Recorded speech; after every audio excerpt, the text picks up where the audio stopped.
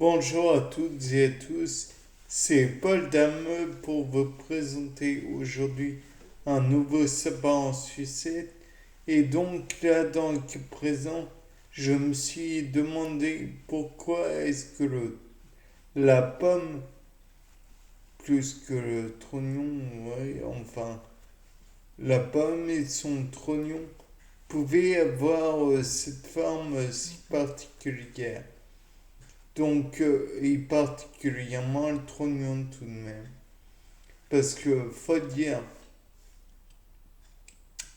euh, pourquoi est-ce qu'il y a tant de chair autour de la pomme et pourquoi avons mis un genre de cylindre aussi rigide que le trognon autour des pépins?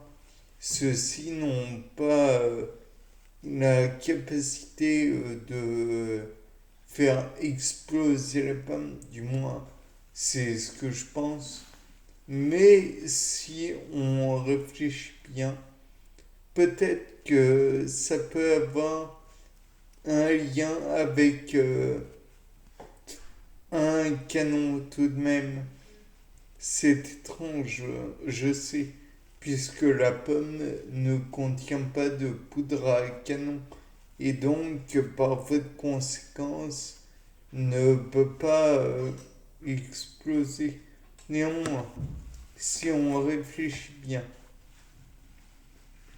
la poudre à canon a vocation de brûler dans un espace clos. Donc de là, pas de problème.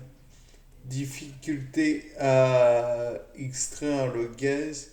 Donc le boulet de canon doit être propulsé pour que le gaz puisse finalement être libéré. Donc là, dans le cas présent, je me suis dit qu'il y avait une substance dans le trognon de pomme qui faisait que des bactéries pouvant être à l'intérieur, car les bactéries peuvent rentrer dans la pomme puisqu'elle n'est fermée en fait que d'un côté. On va dire, la face inférieure de la pomme est trouée, donc pourrait permettre l'entrée de bactéries. Et donc, comme chacun sait, les bactéries peuvent consommer des sucres, dont du glucose ou alors du saccharose qui serait présent dans la pomme.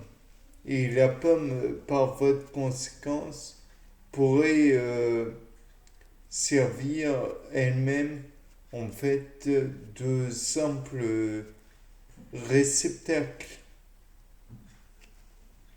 Et à terme, comme il y aura mûrissement du fruit, celui-ci va tomber. Je sais, la pomme n'est pas tout à fait un fruit, mais on va pas rentrer dans ces problèmes. Mais imaginons que la pomme va tomber par terre.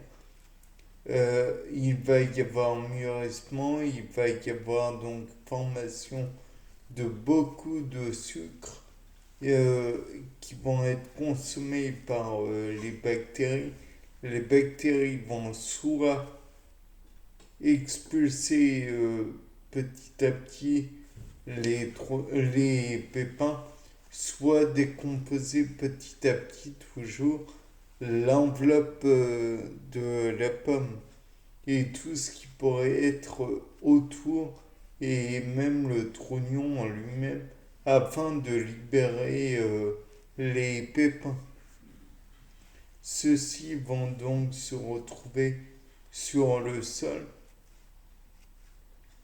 entourés et parfois même, comment dire, recouverts d'une masse charnue végétale. Pour peu qu'un animal vienne par là et consomme la pomme, il est possible que cette pomme finisse dans le tractus digestif, puis l'intestin, et donc les pépins seront entre guillemets polichés, c'est-à-dire découverts de toute substance qui pourrait entraver le développement du végétal et donc du pommier. Mais il y a aussi la possibilité que la pomme donc tombe à terre, puis le fruit se décomposant petit à petit produira forcément du dioxyde de carbone. Et donc dans ce dioxyde de carbone, on peut retrouver l'idée que le pépin sera petit à petit projeté vers l'avant de la pomme ou de ce qui en reste.